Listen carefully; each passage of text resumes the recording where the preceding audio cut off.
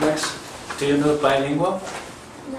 I was talking to you.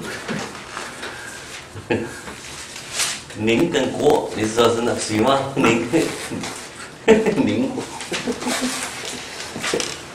是 Alex 叔叔，还有这个宁阿姨叫宁国。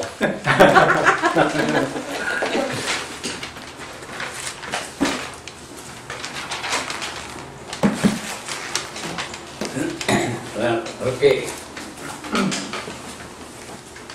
Isaiah 23. 我们今天的课是从以赛亚书第23章开始。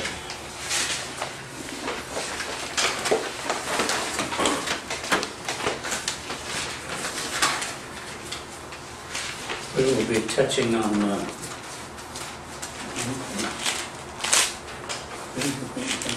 26, four chapters.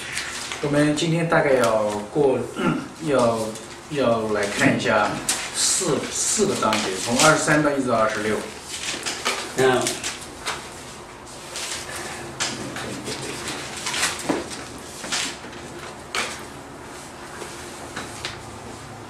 and if you will notice,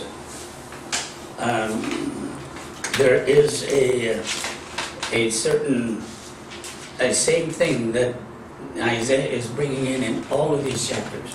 我们还是可以看见，在这个新的这个4章里面，23到26，还是看到以赛亚是把同样的从耶和华所领受的这个意思在这里面贯穿，这个主题还是同样。And remember, he is talking to Judah. 大家要记住，这个他是被受耶和华差遣给犹大的先知。And that's his main talk because of what's happening in Judah. That's what he's talking about. 所以基本上来说，以赛亚书里面所讲到的是围绕这个犹大，在犹大境内发生的事情，或者就他论犹大的事，那跟犹大有关系的一些事情。Now Isaiah 23 is an oracle about Tyre. 在第23章实际上是讲到推罗的末世。Do you know where Tyre is? 大家知道推罗现在是在哪里吗？ Do you know where Tyre is? No? 还是台人，还是台人。 Yeah, in your mind you have a picture of where Israel is?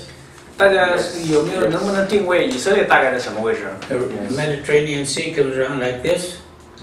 Israel's here. Tyre is right there on the ocean. 这个推罗是一个海岛，是一个海岛城市、海港城市。地中海这样过来的时候以色列是在地中海的东岸，那这个推罗就是在地中海上的一个，相当于是一个岛国一样的。当然，它就是在海边。See now, Isaiah is now given a prophecy concerning Tyre. 现在先知以赛亚就要来讲论关于推罗的末世。 And God saw this was necessary because King Hezekiah's foreign policy was looking to Egypt to protect him from Assyria. 这个神认为很有必要叫以赛亚把这个先知的信息传到这个西西家王那里去。为什么呢？因为他呢，在现在西西家是寄希望于跟埃及达到一种政治上的同盟，从而来保护犹大这么一个企图，实际上是不对的。 See, when he should have been looking to God, not to Egypt. 因为他这个西西家应该是仰望神，而不是仰望埃及的保护。 Now Egypt had close political, commercial ties with Tyre. 这个埃及呢，跟推罗从经济上、政治上都有千丝万缕的一个非常紧密的联 You 系。 look at verse 3. 大家看第3节吧。 And when and were on many waters, the grain of the Nile, the harvest of the river, was her revenue, and she was the market of nations. 在第3节说，在大水之上，希俄的粮食，尼罗河的庄稼是推罗的镜像，他做列国的大码头。 See, he states that the grain of the Nile, the harvest of the rivers, which would be the Nile River, was her revenue. 他意思是说，在尼罗河的庄稼，意思就是尼罗河大家知道，这是埃及的一个命脉，它的庄稼是推罗的镜像。But you look down at verse 9, and you see Isaiah prophesies that Tyre will be destroyed. 但是第9节是实际上以赛亚预言说这个推罗将要被毁灭。And the reason for her punishment being pride. 但为什么会被毁灭？是因为他这个狂傲。You see, the Lord of hosts has planned it to defile the pride of all beauty, to despise all the honor of the earth. 他说是万军之耶和华所定的，为要侮辱一切高傲的荣耀，使地上一切的尊贵人被藐视。And that's a reminder to us, to all of us, that pride is a sin that always draws the wrath of God. 这是对我们做信主的人是一个非常重要的警告，就是高傲，这个骄傲，在耶和华的眼里是总是一定是会受击打的。神阻挡骄傲的人。In chapter 66, verse 2 of this book, Isaiah teaches this conversely, reversely, by quoting God as saying, to this one I will look, to him who is humble and contrite of spirit and who trembles at my word. 所以大家知道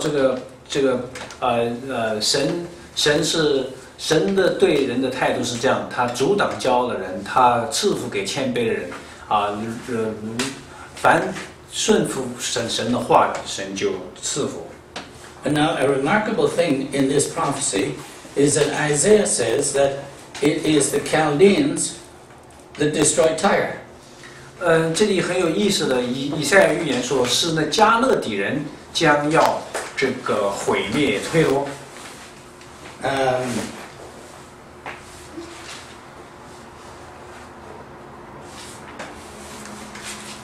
加勒底就是后来的巴比伦。Is that, yeah, Chaldeans.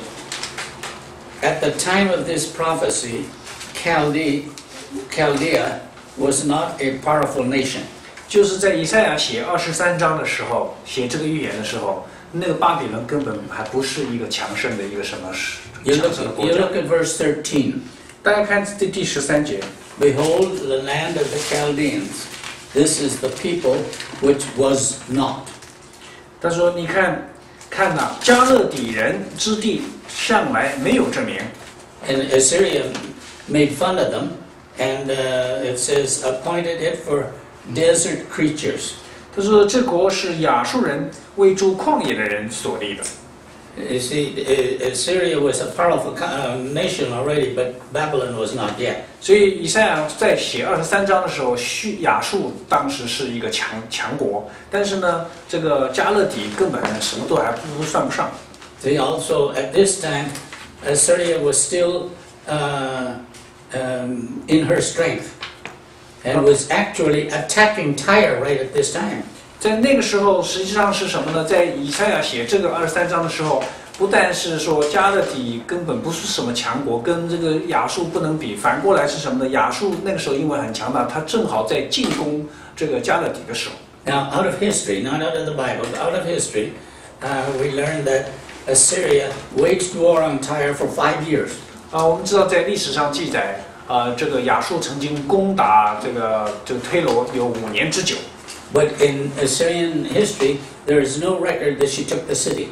但是在亚述帝国的这个历史书上面记载，从来没有一个记录说他们征服了推罗。That she destroyed the city like Isaiah explains it here.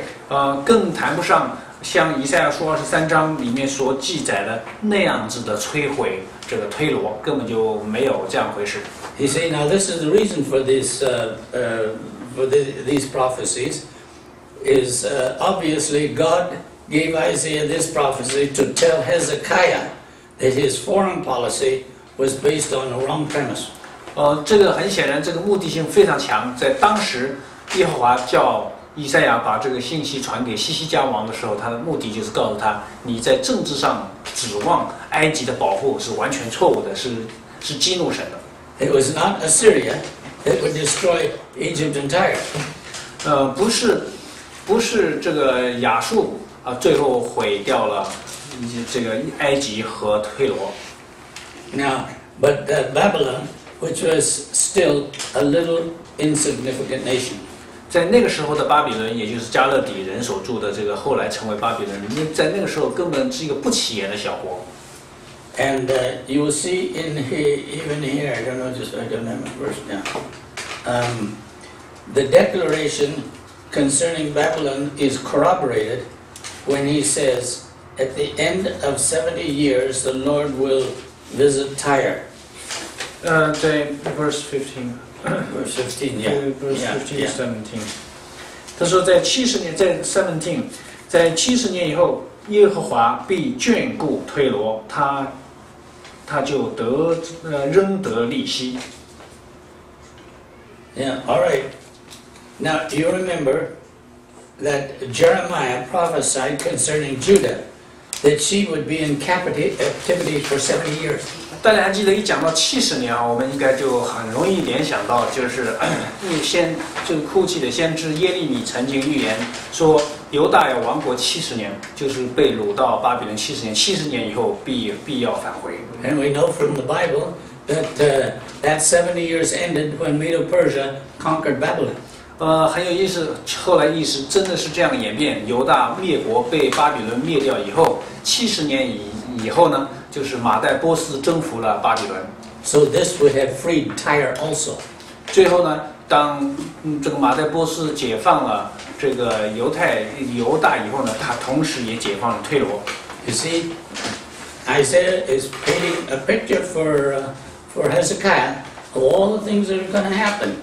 He says you should set your policy, your foreign policy, according to these things. 所以这个很显然。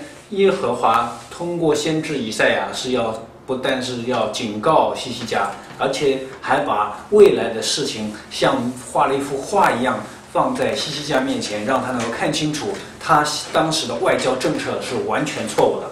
And now in chapter 24, Isaiah is giving Hezekiah an overview of world history. 这个第24章更加的宏伟大气的一章是什么呢？这个耶和华通过以赛亚要告诉西西家，不但是这个推罗的这个历史，更是全世界的历史。And he's saying this to Hezekiah, for Hezekiah to keep in mind that God has a control of this world. Therefore, he should be trusting God and not trusting any of the countries around. 无论是23章还是24章，耶和华的用意让以赛亚告诉西西家这么多的预言，这么多的这些末世的用意只有很简单，就是告诉他，你不要把你的希望寄于世上任何的国，因为至高者在人的国中掌权，这个耶和华是至高无上的，掌握全世界命运的这么一个主宰。See, he starts in verse 1 there, stating that, declaring that the earth will be laid waste. 大家如果看到在第一节就看见说，这个耶和华使地都空虚，变为荒凉。See, that's why it says, "Behold, the Lord lays the earth waste, not just a nation, but the earth." 他说，这个耶和华使地空虚，变为荒凉，整个大地成为。And the reason for this destruction is that the world has been polluted by the lives led by all people. 这个之所以要如此做，因为这个地上，这个世界实际上是被罪恶的人就被罪人就是毁掉了，是罪人使这个地充满了这个罪恶和荒凉。You see what verse 2 says? 第二节大家看 The people will be like the priest, and the servant like his master, and the maid like her mistress, the buyer like a seller, the lender like the borrower, the creditor like the debtor. 大家看这第二节很有意思，他说那是百姓怎样，祭司也怎样，仆人怎样，主人也怎样，仆女怎样，主母也怎样，买物的怎样，卖物的也怎样，放债的怎样，这个借贷的也怎样，取利的怎样，出利的也怎样。And it has been the earth, and in verse 5, the earth is also polluted by its inhabitants. 在第5节说，地必被其上的居民污秽， Because for they transgressed law, violated statutes, broke the everlasting covenant. 因为他们犯了律法，这个废了律例，背了永约。So this is the reason why the destruction is coming. But then we look down in the next section, and what Isaiah is bringing out is that this destruction is coming is because of how everybody has a part in bringing this about. 所以后边这个以赛亚接着讲，就是地之所以之所以被咒诅，最后变成空虚荒凉，是因为地上的这个罪人污秽了，而且不仅仅是群体行为，也是关乎每一个罪人具体的个人行为。And in verse 6, therefore a curse devours the earth. 所以在第6节说，所以地被咒诅吞没。And what he's saying here, actually, because of how people live, a curse hangs over the earth. 他说住在其上的人显为有罪，所以呢，最后这个地受咒诅。And he says this, and hangs over the earth. Isaiah portrays it that because of all which had happened, the joy which people should have is gone.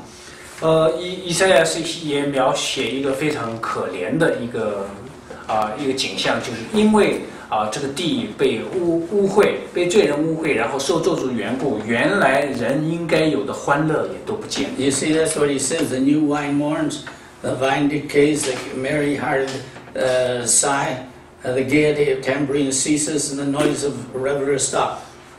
The joy is all gone. 所以从这个第7、第8、第9节都在讲什么呢？心中的欢乐俱都叹息，击鼓之乐停息，宴乐人的声音完毕，弹琴之乐也止息了。See, verse 11 says, all joy turns to gloom. 他说所有的这个欢乐最后都变成叹息，这是在第7节的后半节。The gaiety of the earth is banished. 这个地上的所有一切都归为荒芜，尽的都被拆毁。Then, interestingly enough, he states that the harvest, when the harvest is over, there will be a shout for joy. 他这个很有意思，他后面又讲说，当当这个丰收的季节的时候，最后又会有欢乐。See, that's in verse 14. 在第14节， They raise their voices, they shout for joy. 他说这些人要高声欢呼。So what's he talking about? 那为什么前面这么惨的景象，怎么到14节又说有人要高声欢呼了呢？ And then Isaiah hears a cry from the west concerning the majesty of the Lord. 然后他就看见说，因为他说连众海岛都要荣耀耶和华以色列神的名。He picks it up and tells the east to glorify the Lord. 他说他看见在第15节说，你们要在东方荣耀耶和华。 From the ends of the earth he hears songs glorifying the righteous one. 他第16节说，我们听见从地极有人歌唱。 And he was given a glimpse of those who had sided with God, obeying his command. 这里是讲到那些凡听从耶和华、遵守他的这个约和他的诫命的这些人，他们在耶和华里面，他们要歌唱，要荣耀，要赞美他。 You see, there, in spite of all the evil that's in the world and those people that are evil, there are still those who follow God. 所以很显然，意思就是说，尽管全地都是受罪人的污秽和这个咒诅，但是呢，还是会有人信靠耶和华，跟随他。 And they were in the minority, but they were there. 这一群人听从跟随主神的人，这是少数，但是呢，他们一直存在。 And they were, and the disasters on earth did not discourage them. 那些在世上发生的各样的天灾人祸，都不会让他们这个灰心沮丧。 And we read the same story, the same thing in Revelation, where God's children were under the altar. I mean, those who've been assassinated where they were under the altar, but the angel told them, "Wait a little while, you will emerge victorious in the end." 大家记得在启示录里面，我们知道有一幅景象，是当时说在祭坛底下的这一些原来在世上被杀害的这些圣徒的这个灵魂，他们哭喊的说：“我们要等到几时呢？”然后天使就告诉他们说：“你要稍等片刻，等什么？等在大灾难当中那些的人殉道的人数目填满了以后，才什么？意思说，就是有灾难之中，也还是会有人信靠耶和华。” See, they will emerge victorious from all the woe that comes on the earth. 所以这些所有的这些在各样的这个大征战当中获胜的、得胜的这些，将来要合为一处，一并来到神的宝座面前。And verses 12 to 18. 然后我们看这刚才读的是12到18节。I don't think it should be 12. I think it's very long.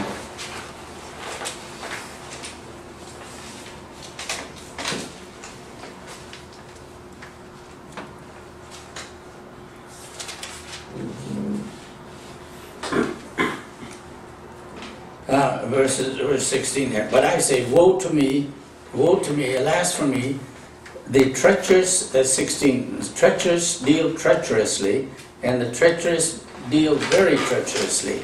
Terror and pit and snare confront you, O inhabitants of the earth. 在第16节的第2小节，这个后半节说，我却说，我消灭了，我有祸了。诡诈的行诡诈，诡诈的大型诡诈，地上的居民恐惧，陷坑、网罗都临近你。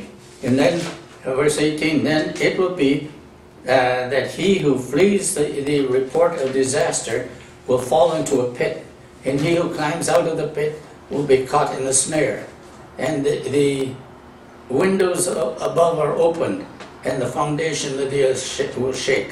在第18节说，躲避恐惧声音的必坠入陷坑，从陷坑上来的必被网罗缠住，因为天上的窗户都开了，地的根基也震动。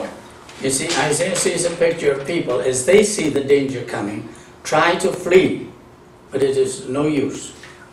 这个以赛亚看见的景象是在讲什么呢？是说那些当这个大灾难、当神的审判来临的时候，这些人试图要逃避，想要逃脱神的审判，但是根本就没有办法。So if they flee from one danger, another awaits them. 意思就是说，他们从这一个危险当中逃脱出来神就有下一个等着他。意思就是神的审判不会放过罪人。And Jesus tells us the same story when he gives a description of the end times of the world in Luke 2:1-1:26. 大家还记得在路加福音的在路加福音里面，主耶稣还特地告诉门徒，他描述了一个相同的一个景象，就是当那个最后的日子来临的时候，那个景况。When he said, "Men fainting from fear and the expectation of the things which are coming upon the world." 他说那个时候这个人就是他要为了逃避这个神的面巴不得大山小山压在他们身上，用来逃避神的面。And then he says that the physical earth will be shaken violently. 在第18节的后半节说，因为天上的窗户都开了，地的根基也震动了。You see 19, and the earth is broken asunder, the earth is split through, and the earth is shaken violently, and the earth reels to and fro like a drunkard. 他说，在第19节说，地全然破坏，尽都崩裂，大大的震动了。然后地要东倒西歪，好像喝醉酒的人。And the reason being the sin men have committed lies heavy upon the earth. 他是讲到说，在20节的后半节说，罪过在其上沉重，必然塌陷，不能复起。So what Isaiah is saying is that the sin that we do even damages the earth. 所以以赛亚实际上是清楚地告诉我们说，地上的罪人行恶，使得连地都受连累。就是地都因为人的罪而受咒诅。 And then lastly, this chapter, Isaiah says, the Lord will punish the host of heaven on high in the same way. 他说呢，这个在第21节说，耶和华必在高处，必惩罚高处的众军。 See verses 21, 23. He will punish them in the same way that he punished the kings of the earth. 他将来要审判和刑罚他们，就像他审判地上的列国的诸王一样。 They will be gathered together, and they will be gathered together in verse 22, like prisoners in the dungeon. 你看，在第22节是讲到耶和华将来要怎样处置这地上的王，他们这些列王，他们必被聚集，像囚犯被聚在牢狱中，并要被囚在监牢里，多日之后便被讨罪。 See, they will be gathered together, imprisoned, waiting for the day of judgment. 意思说，他们要聚集在这个监牢里面，就要等候大日的审判。 The sun and moon will be affected, and then the God of Israel will take up his power and begin reigning in Jerusalem, which is a symbol of God's throne. 在第23节很显然是在讲这个神在耶路撒冷的宝座，说那日月亮要蒙羞，日头要惭愧，因为万军之耶和华必在锡安山，在耶路撒冷作王，在敬畏他的长老面前必有荣耀。 Again, Isaiah draw them back to the end times. He says all of this is leading to the end times. 所以以赛亚很清楚的，你的带领读者的这个注意力是指向那人类历史的末了。 Now, in chapter 25, 第25。 Isaiah, having had a vision of the way God was controlling the affairs of mankind, and how he saw even,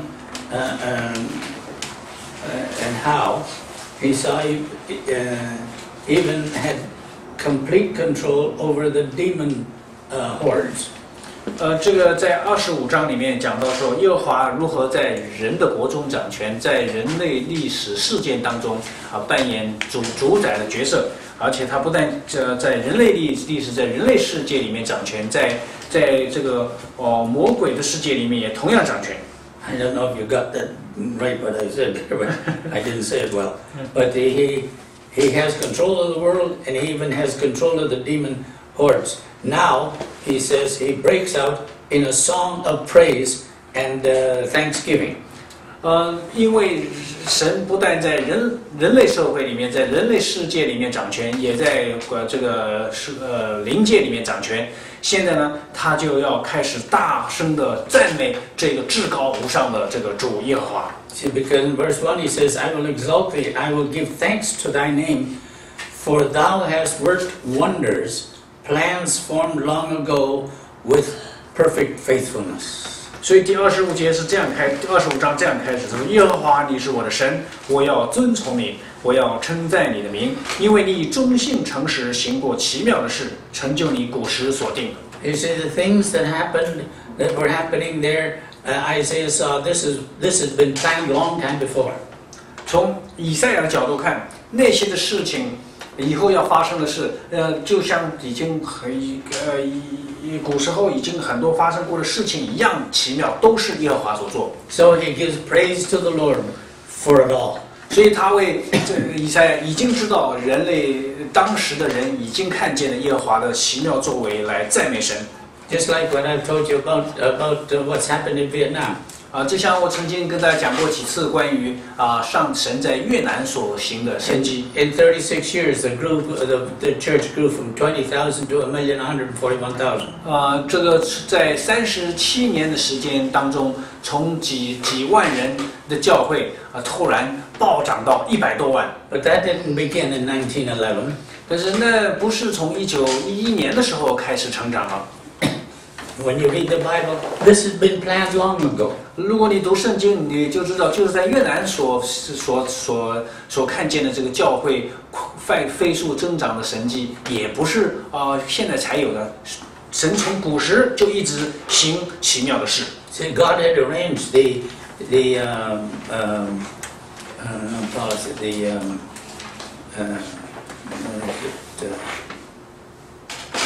lose the word. Culture He had arranged the culture of the Vietnamese that they'd be able to accept their gospel. 神耶和华甚至他的大手，甚至预备了越南人的文化，使得那样在生活在那样一种文化里面的越南人可以大量的可以接受主的福音。And actually, it was because of the teaching of Kung Fu. 为什么道理呢？是因为在那个时候在越南大量的教导孔夫子的这些儒家的这些伦理道德。Because when my parents went to Vietnam, they asked the Vietnamese, "What religion do you have?" 当我父亲去越南的时候，我的父亲就问当地的越南人：“你们是信奉什么宗教？” He said, "We don't have a religion. 他们说：“我们不信宗教。” We are good people. We follow Kung Fu." 但是我们都是好人，因为我们是追随孔老夫子的教导。Because they had that mentality, it was easy for them to accept the gospel. 因为他们当时有这么一种心态，所以后来当他们听到福音的时候，他们很快就可以接受。And so now,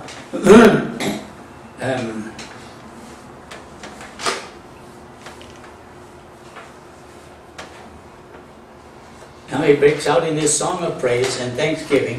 He had justly dealt with the wicked and graciously took care of those who followed him. That's why the song was sung.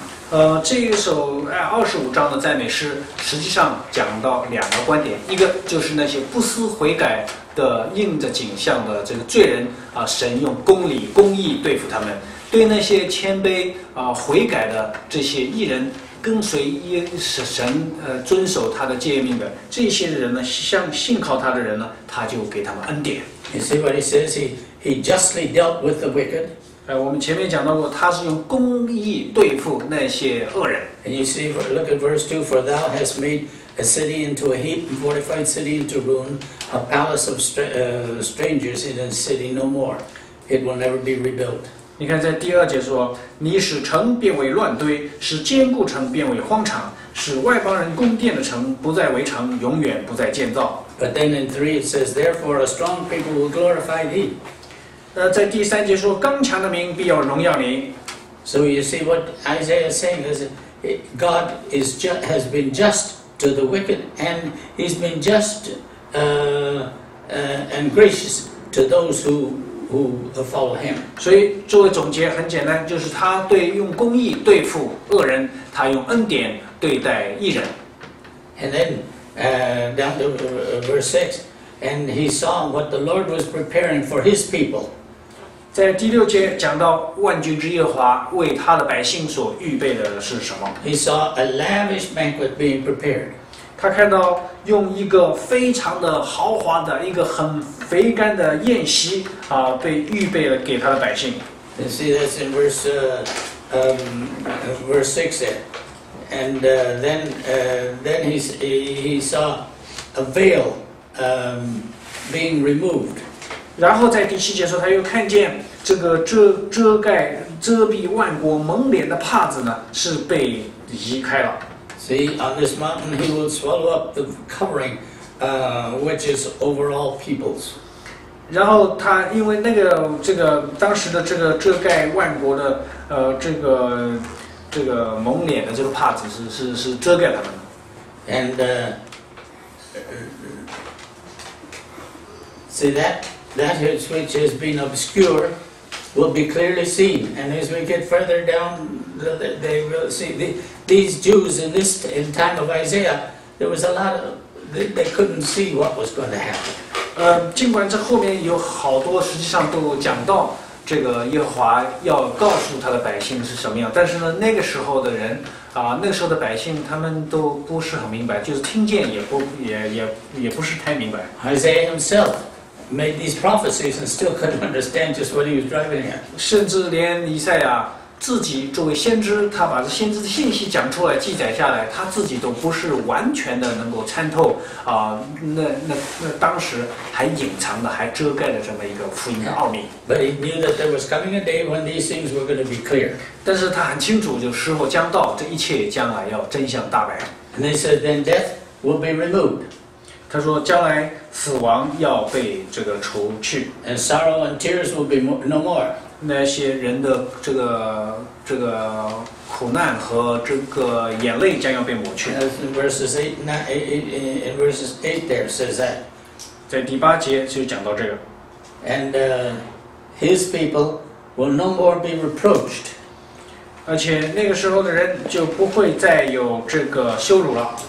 And so there's coming a day when the Jews will not be reproached by the world. 在总有一天，犹太人不再成为被世人践踏、羞辱这个的百姓。See, this is what God's people have been waiting for so long. 这也是上帝的百姓一直在苦苦等待的一天。You see, we can see how Isaiah's vision was talking about both Israel and the church. 所以这里实际上我们知道，这个以赛亚的这个所讲的先知的信息，不仅仅是讲以色列，还讲到还有这个末世的教会。See, both are waiting for Christ's return. 这个以色列人也好，教会也好，都在等待基督再来。And we know what's going to happen when Christ returns. 我们也知道，当基督复临的时候，将要发生什么事。The Jews are waiting for Messiah. We are waiting for Christ. 犹太人在等待弥赛亚，我们是在等待基督。But the word Messiah is a Hebrew word, and the word Christ is an English word, and they mean the same thing. 他们等的和我们等的实际上是同一种意思。为什么道理呢？因为希伯来文叫弥赛亚，希腊文叫基督。What's your word for Christ? 基督。Jitu, is that does it have a meaning? No, it's just the translation. Just translation. Taking the sounds, right? Taking the sounds. It's like interesting thing. But both of them have the same meaning, which is anointed one. 所以基督也好，弥赛亚也好，都是同一个意思，意思就是那受膏者是被神所膏的、膏立的受膏者。And Revelation 20:14 says, "Death and Hades were thrown into the lake of fire." 这个启示录，在启示录里讲说，连死亡和阴间也要被扔到火湖里面。But then in verse 10 here he speaks of Moab. 在第10节，居然他讲到了摩亚人。And so what's he bring Moab back into the story for? 那你说怎么摩亚人怎么突然又回到这个故事里面了？ But here Moab is representing the whole sinful world. 这个摩亚在这个地方实际上是这个代表整个罪恶的世界。And he speaks of its total destruction. 他讲到这个完全的毁灭。And Isaiah keeps coming back to the fact that the world will come to an end. 这就是以赛亚反复的提到，这个世界将有一个终局。See, the people of the world don't especially like this yet. 这个圣经里反复讲世界的终局，这世上的人可不爱听这个觉得这个东西不好。But now look at chapter 26. 我们现在看最后一章26章。And Isaiah now sings a song of praise to the Lord. 以赛亚现在在唱一首赞美的诗歌。See, having had a vision of God ending the rule of evil, which has been in power since the days of Adam. 我们看见在第25章讲到的是神要结束从亚当堕落以后受咒诅的这个世界，神要把它作为一个终局，他要把这个世界结束掉。He now sees a time of security and righteousness. 然后以赛亚就看见了，在那个结束以后，是他在这个可怕的这个最后的日子的时候，他看见在耶和华里面我们得蒙的保守。You see, that's what he says. In this day, this song will be sung in the land of Judah. He will, we have a strong city. He sets up walls and ramparts for security upon the gates and the righteous, that the righteous nation may enter, the one that remains faithful. 在第2节说，在26章的1、2节说，当那日在犹大地，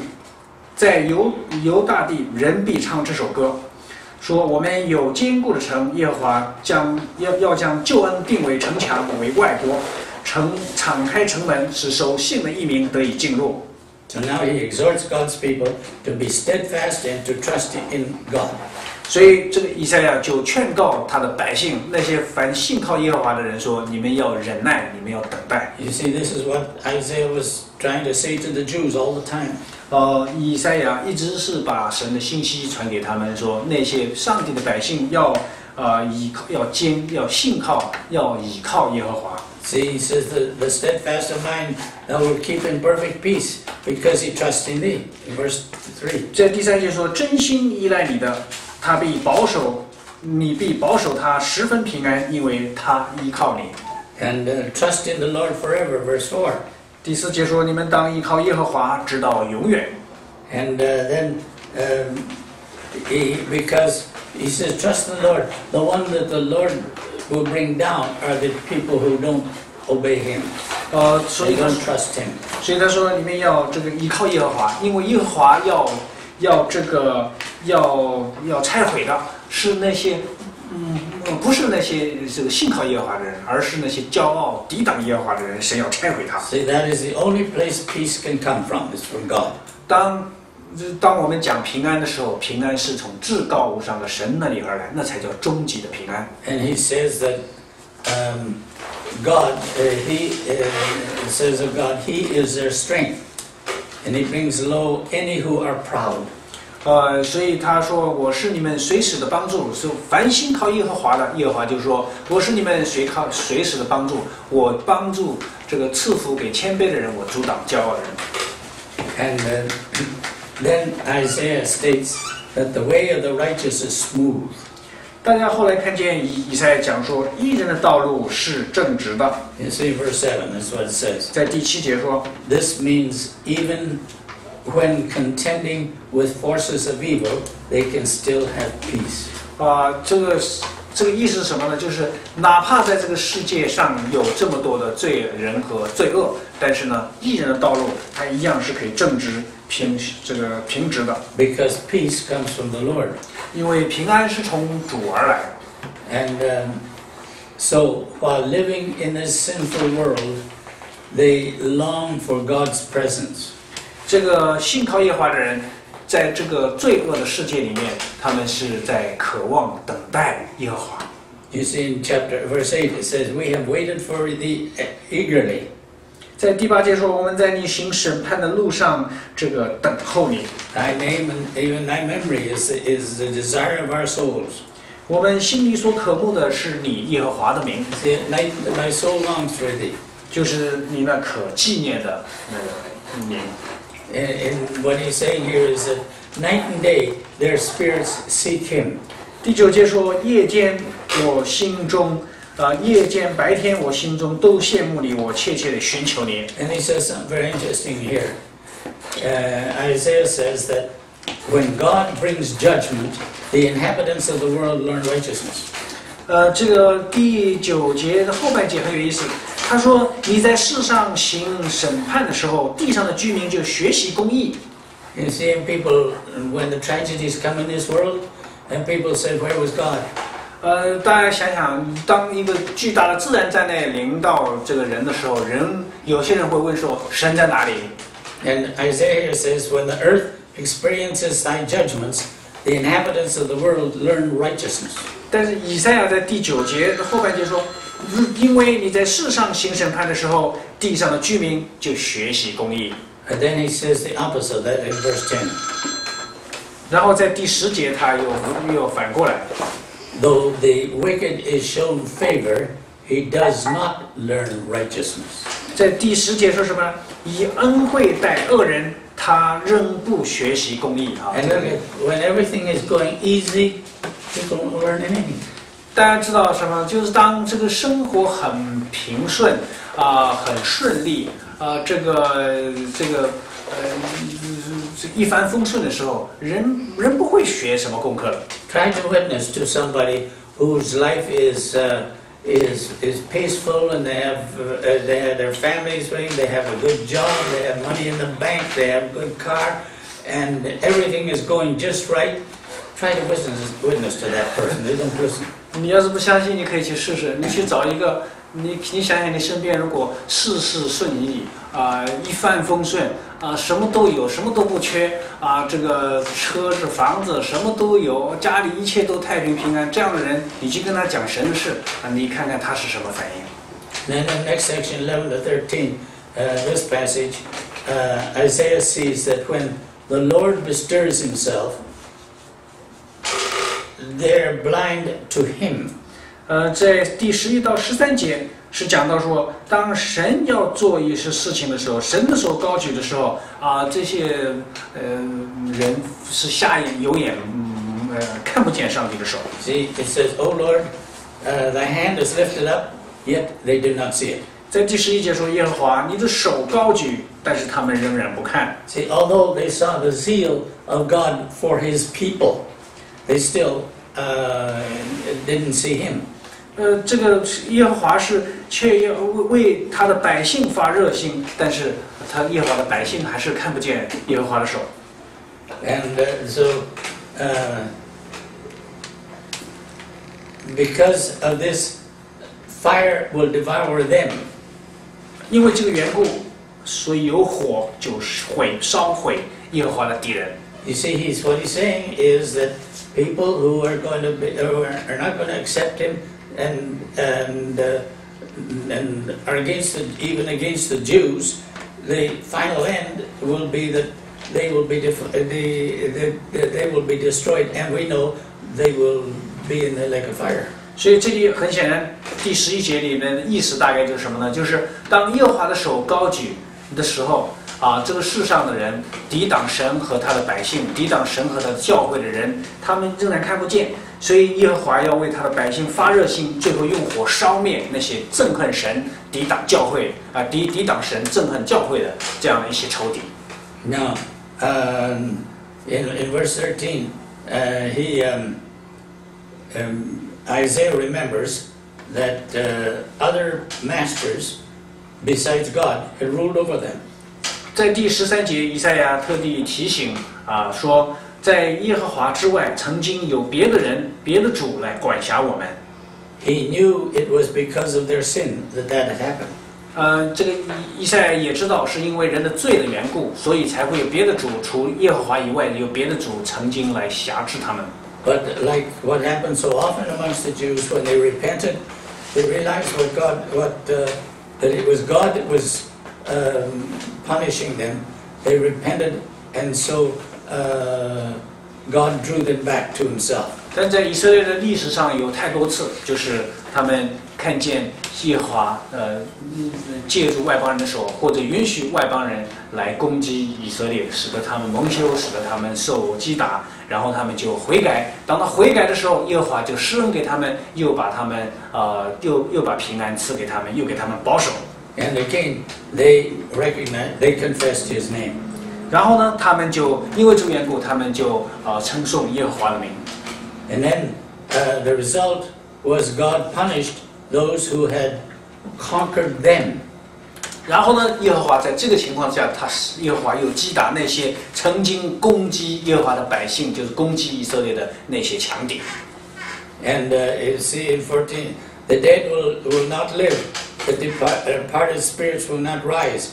Therefore, thou hast punished and destroyed them. 所以在第14节说，他们死了，他们就是指曾经抵挡犹太人、抵挡神的那些人、那些仇敌。他们死了，必不能再活；他们去世，必不能再起，因为你刑罚他们，毁灭他们，他们的名号就全然消灭。And at the same time, He extended the borders of Israel. 这个不但如此，耶和华不但击打这个以色列仇敌，而且还拓展他们的疆界。All these countries were trying to destroy Israel, but they were wiped out. And then thou hast increased the nation, O Lord, in verse 15. 在第15节讲的。Thou hast increased the nation, thou art glorified, thou hast extended all the borders of the land. 这里讲到是什么？就是耶和华不但是帮助他的百姓，管教他的这个以色列的仇敌，这些以色列的仇敌被全然毁灭不算。他们曾经想要吞并肢解以色列人的国土的这些人呢，现在反而是被铲除了，被消灭了。然后耶和华还恩上加恩，给他们什么增添国民。他增添了国民以后呢，又扩张地的境界，让以色列有更多的地图。See, this increase of the nation brought glory to God. 他这里讲到说，那些当他增添国民以后，使耶和华得了荣耀。Now, talking about Israel here, when Israel, when evil came on her, could only whisper a prayer. 这里讲到是当这个急难和惩罚临到以色列的时候，他们只能做一个什么事情呢？就是倾心吐胆祷告耶和华。You see verse 16, verse 16. 第16节。Oh Lord, they sought thee in distress. They could only whisper a prayer. 在这16节说，耶和华他们在急难中寻求你，他们就倾心吐胆祷告你。I understand it this way. 我是这样理解这一节经文的。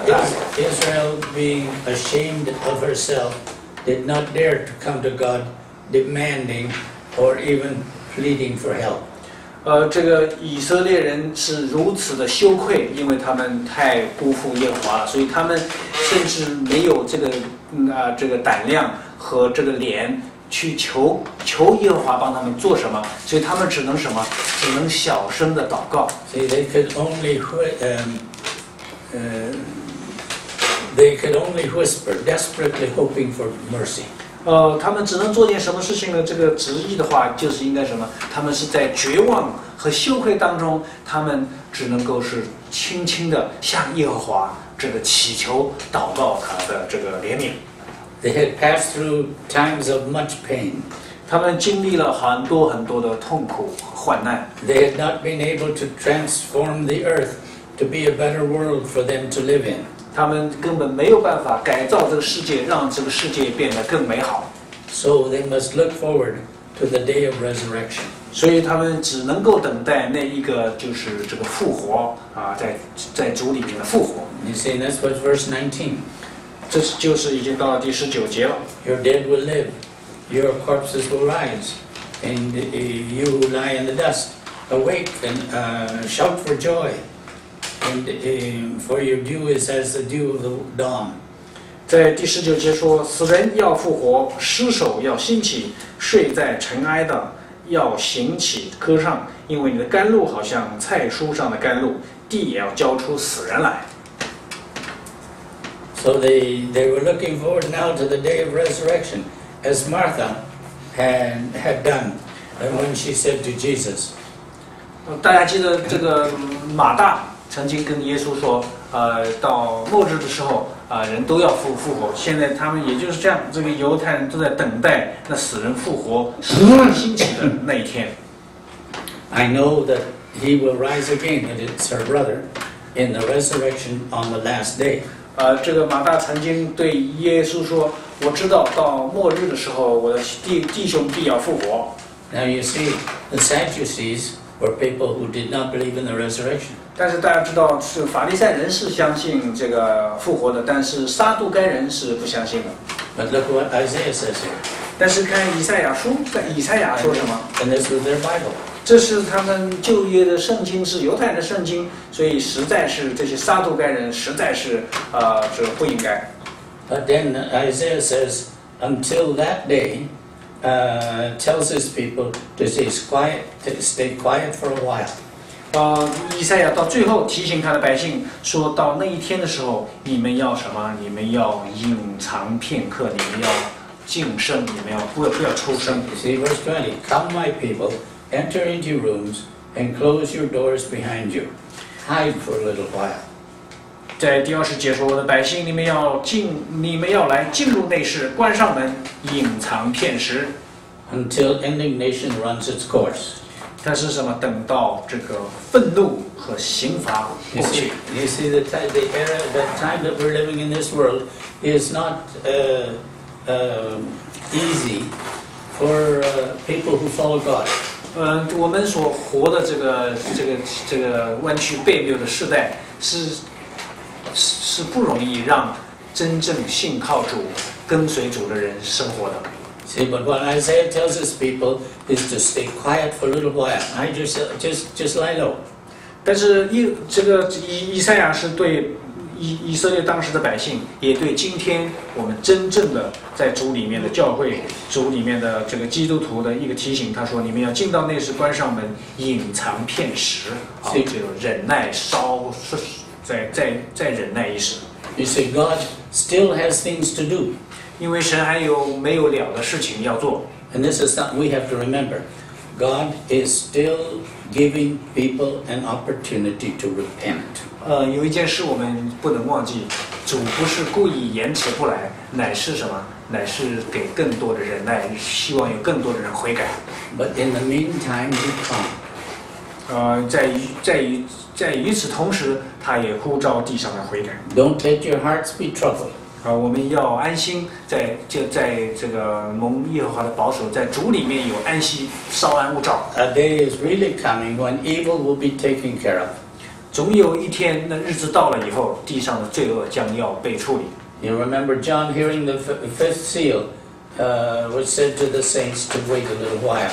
大家还记得，当老约翰在启示录里面看到第五印被揭开的时候，天使提醒那些在祭坛下的这个灵魂说：“你们要稍安勿躁，稍后片时。” In the end, it will be all right. 到最后的时候，一切都会好了。 And God is working throughout this world in a marvelous way. 神在这个世界里面行奇妙的大事。 I just heard from my sister this afternoon.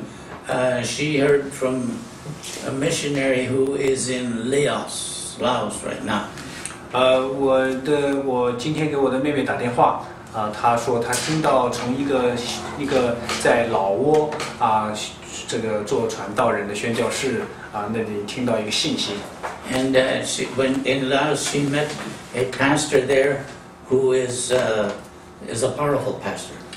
在那个地方，她遇见了在老挝遇见了一个非常有能力的一个牧师。 But she asked him how he became a Christian. 然后她就问那位很有大有能力的牧师，问他说：“你是怎么样信主的？” And he said, well, he says, I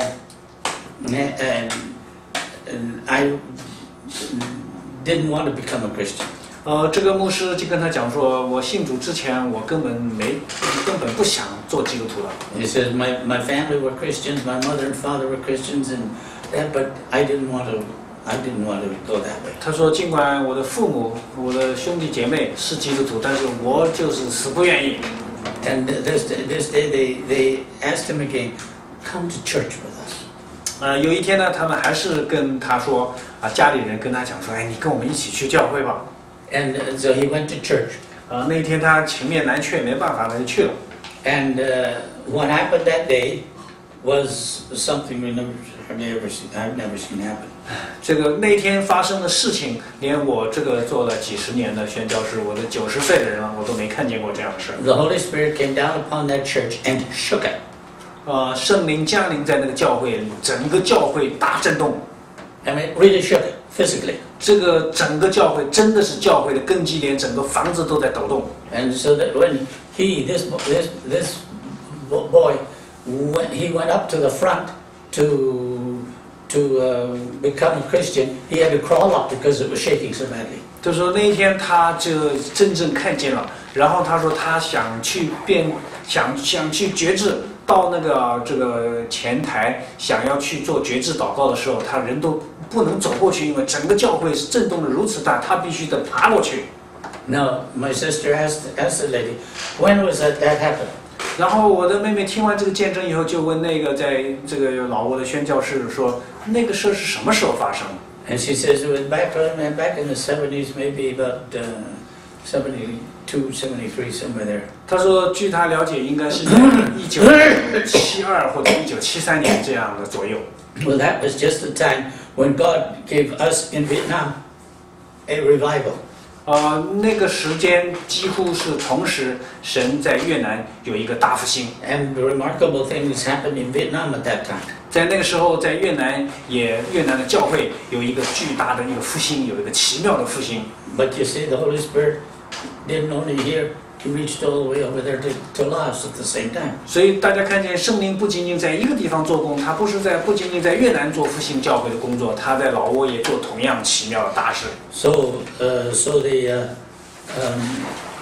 the Holy Spirit, God, is working in a powerful way to bring the world up to its end.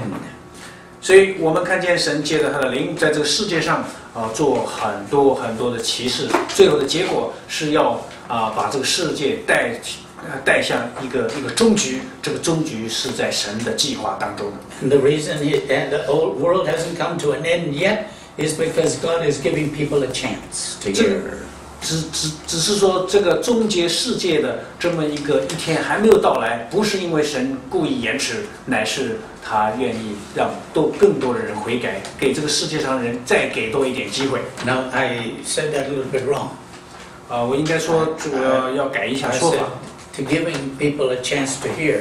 What I should have said was giving people a chance to repent. 我应该说 I translated that way. You translate. 这实际上的意思我翻的时候就已经翻，就是说神不是故意延迟，因为在彼得后书里面讲到，乃是神愿意不愿一人承认，乃愿人都悔改，所以他给多一点时间，是希望人能够悔改。And that's what he's doing within our group here. We must always be